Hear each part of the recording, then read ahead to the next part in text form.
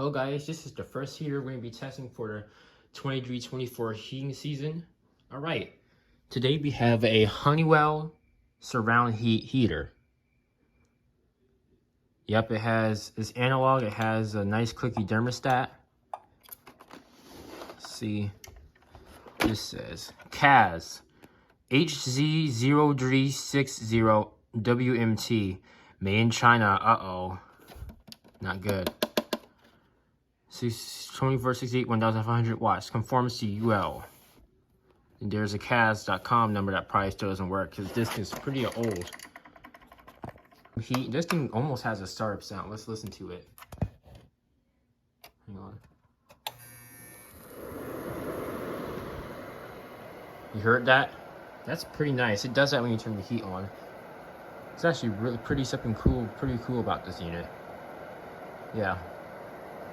I don't know if that's neon or LED. Actually, I think that may be a neon.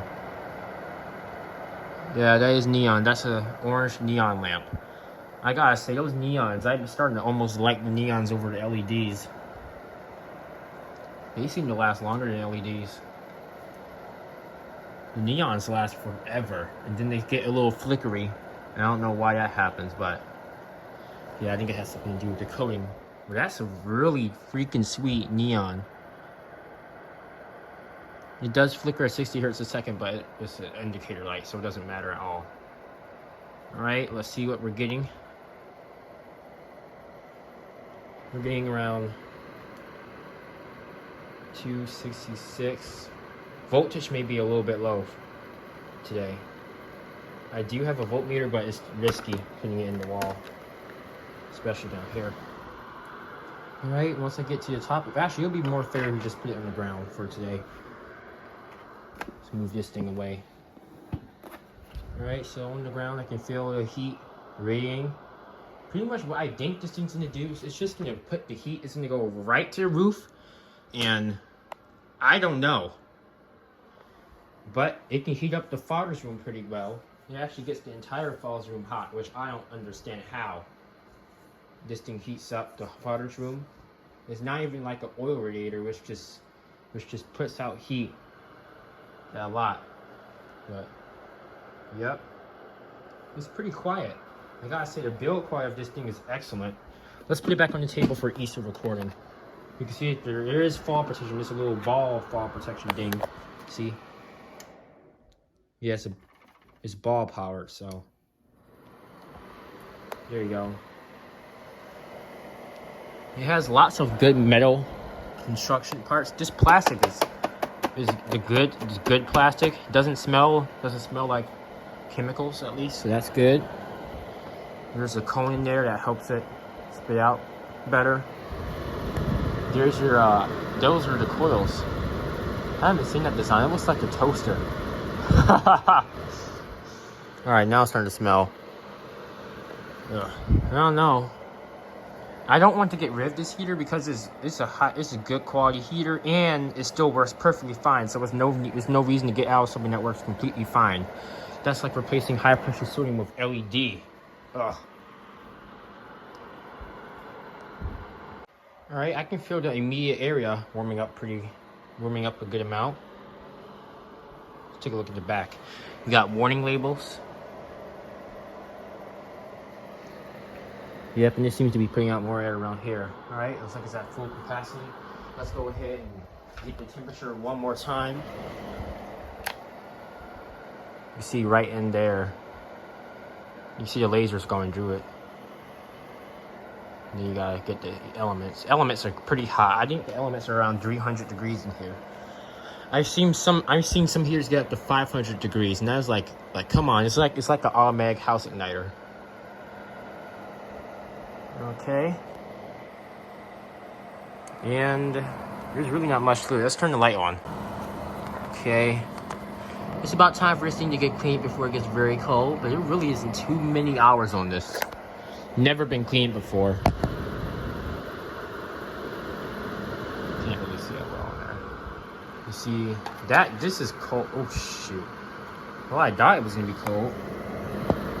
I hope that's not plastic, but I don't know. But you can still carry it. You can see some vents in there, and also doesn't really get too hot. That gets stupidly hot. I think it melts my fingernail off. And, well, let's turn it into heat 1.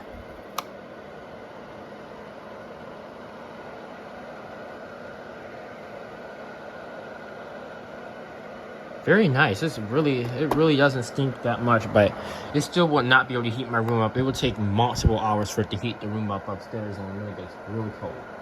And it couldn't, and it actually failed to heat this room up. So I'd say that thing's around maybe 4,000 BTUs. It really wouldn't work as an office heater either because it doesn't put the heat out at you. So I really don't know.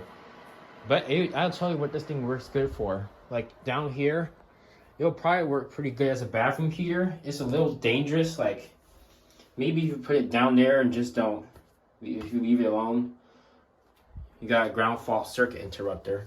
But actually, who needs a bathroom heater when you got, oops, 2 incandescent bulbs and one of them is gone. But 2 incandescent bulbs. There you go. Because you're so inefficient. Oh. Alright, we're back. Let's turn on fan mode.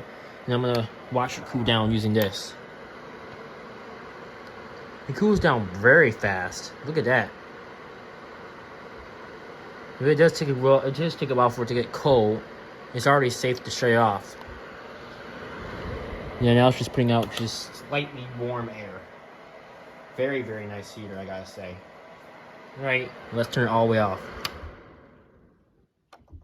Yeah, I think there maybe it's just like a shaded pole motor in there.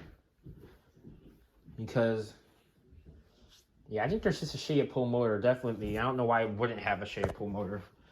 Right, plug is nice and cold. Here, there is some good scrapes on here, letting you know that's been used. Yep, some dust around here. A good cleanup and it'll be good. This thing will last a very long time. No electronics in here to fail. I gotta say, this is really sweet. And so far, it's just been sitting in the utility room. I think this purpose is that it can probably dry off clothes. You like put it down here, and the heat radiates up and dries off the clothes. So that's pretty good. All right, and put it right back down here. And it's still radiating some extra heat out. So there you go. There it is. Pretty good heater. I gave it an 8 out of 10 for its time. But for now, they don't sell them anymore. But there you go.